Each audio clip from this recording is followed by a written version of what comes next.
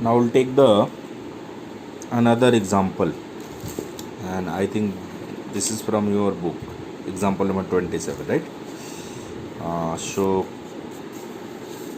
consider f is such that 1 2 3 tends to abc, a domain 1 2 3, a codomain abc, and g another function abc tends to apple ball cat, like that abc.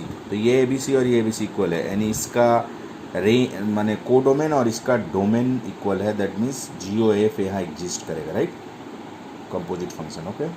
So define by F one A, one का A से relation है, to का B से और three का सी से, that is given.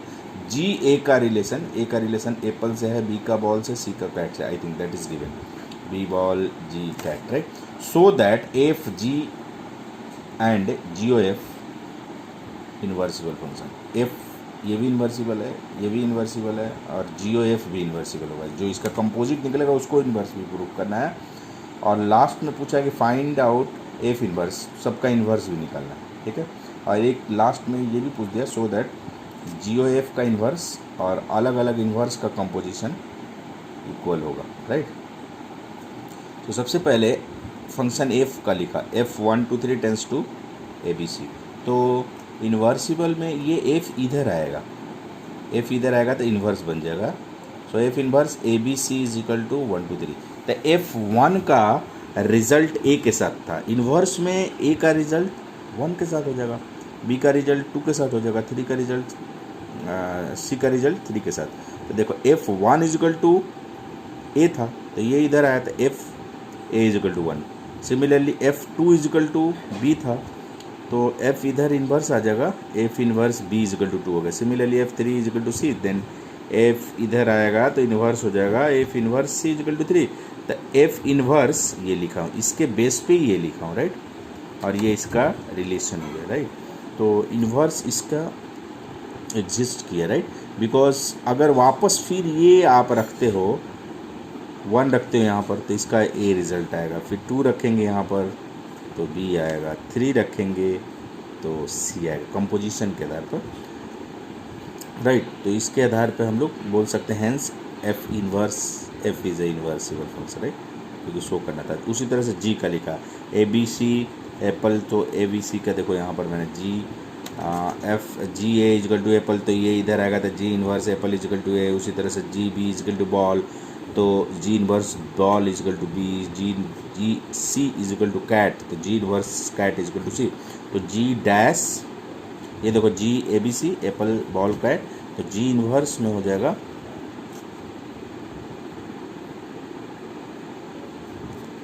Apple ball cat का codomain A B C हो जाएगा, है ना? तो अब यहाँ पर इसकी भी वैल्यू आप देख सकते हो. ए को अगर हम एप्पल को यहाँ रखते हैं डोमेन में, दैट मीन्स फंक्शन में ए को ये वैल्यू यहाँ रखा जाता है जी में, तो एप्पल आ रहा है, राइट? इन्वर्स में. उसी तरह से बी को रखते हैं तो बॉल आएगा, सी रखते हैं तो कैट आएगा. तो इस बेस पर, क्योंकि यहाँ पर डिफिनीसन जो हमने डिफिनीसन इन्वर्सिबल का पढ़ा कि एक फंक्शन है, एक फंक्शन जी था, एक इन्वर्स फंक्शन जी इन्वर्स आया, तो ये जो है इसका इन्वर्स कब होगा, जब वापस वैल्यू रखें तो ये डोमेन आ जाए, राइट? यानी ए हम वापस यहाँ रखें तो एप्पल दिख रहा है, आ रहा है.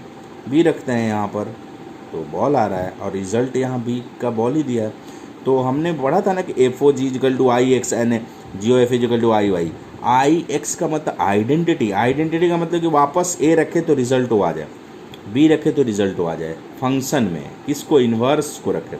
एक फंक्शन है, दूसरा एक अनदर फंक्शन है, दोनों में फ़र्क क्या है कि इसका कोडोमेन इसके डोमेन के इक्वल है. आप ये भी बोल सकते हो कि इसका डोमेन इसके कोडोमेन के इक्वल है ना?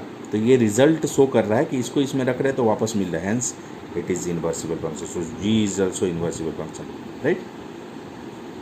अब उसके बाद F inverse F O F I X, यही मैं बोला कि एफ इन्वर्स इसका निकाला था ना, और एफ, तो एफ के अंदर यानी एफ इन्वर्स के अंदर एफ एक्स, जो कि मैं यहाँ एक्सप्लेन कर चुका हूँ. यहाँ पर ए के जगह पर 1 रखेंगे, सॉरी ए की जगह पर, इससे ए की जगह पर ए रखेंगे तो 1 आएगा.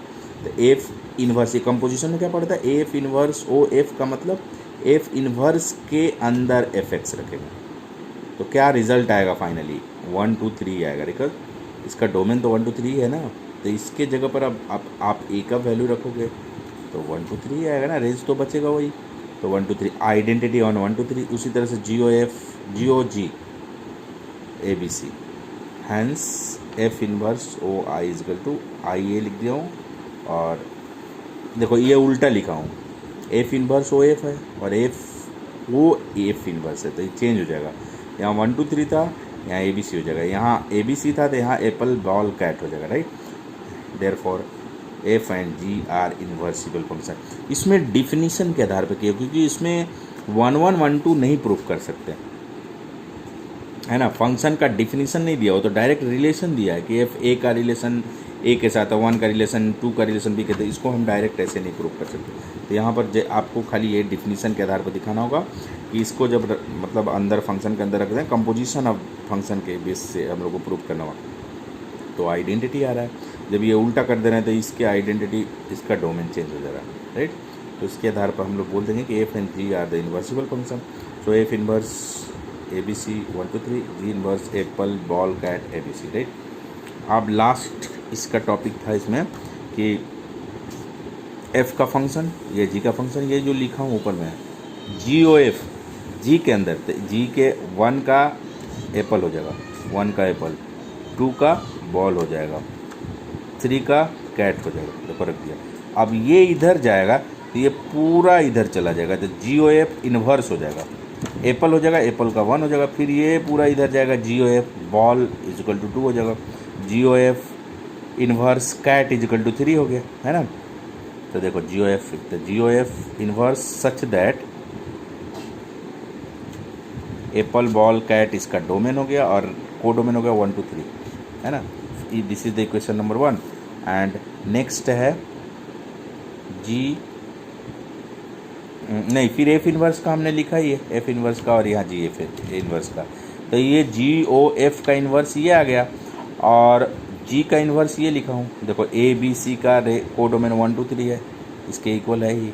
और यहाँ पर एप्पल बॉल और कैट, A यहाँ रखेंगे, जिसे ये ऐसे बनाया है ना, देखो यहाँ बनाया हूँ, apple ball cat ABC 1 2 3, apple का A है, A का 1, यानी कंपोजिशन में एप्पल का 1 हो जाएगा, बॉल का 2 हो जाएगा, कैट का 3 हो जाएगा, एप्पल का 1 हो जाएगा, क्योंकि ये 1 तो कैंसिल हो जाएगा ना, दोनों ए कैंसिल हो जाएगा। उसी तरह से बॉल का B और ये B कैंसिल हो जाता है, बॉल का 2 हो जाएगा, कैट C कैंसिल हो जाएगा, कैट का 3 हो जाएगा। तो ये देखो, ये F इन्वर्स G इन्वर्स का F इन्वर्स के अंदर G इन्वर्स रखना है, ठीक, कंपोजिशन ऑफ द फंक्शन में। तो ये हो गया आपका एप्पल 1 बॉल 2 कैट 3, और F इन्वर्स और composition of G inverse. So apple ball cat का हो गया 1 2 3। सो ये और ये दोनों सेम है, therefore this is equal to this, है ना। तो ये आपका सॉल्यूशन था। अब आप लोग एक्सरसाइज चाहो तो कर सकते हो नेक्स्ट डे, यानी अब तो वेडनेसडे और थर्सडे का आपका क्लासेस नहीं होगा, फ्राइडे सैटरडे, तो उस दिन हम लोग इस एक्सरसाइज को करेंगे, लास्ट एक्सरसाइज होगा, लास्ट टॉपिक ख़त्म हो गया, इसके बाद मिसलेनियस एक्सरसाइज हम लोग करेंगे। आप लोग भी ट्राई करो और पीछे का जल्दी से कंप्लीट करो।